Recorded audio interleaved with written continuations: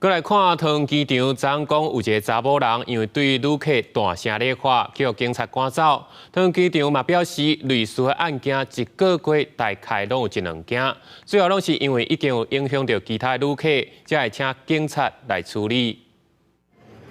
一位女性伫桃园机场互航警赶走，大声喊讲：“我救你，我只是学生。”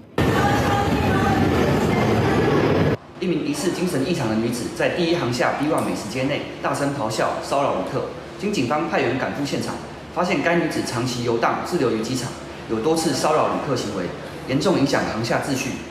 代志就发生伫24下晡，79年厝姓陈的女性伫第一航厦 B1 美食街大声唱歌，对旅客嬉戏叫，严重影响机场的安宁。经过真侪位民众报案，伫下晡2点51分，由保大警力配合航厦营运管理中心甲机场保全，强制赶到大园。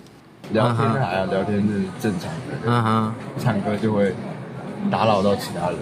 虽然是大众化，但是它也有管制嘛。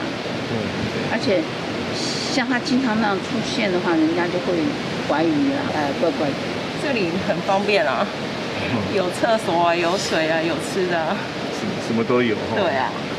这位被赶走的姓陈的女性，对今年2月份就定定出现伫机场的航厦，甚至住伫机场，因为扰乱旅客，互人赶走。类似的赶走案件，伫桃园机场1个月发生大约1件到2件，大多数是行为影响到其他旅客。记者综合报道。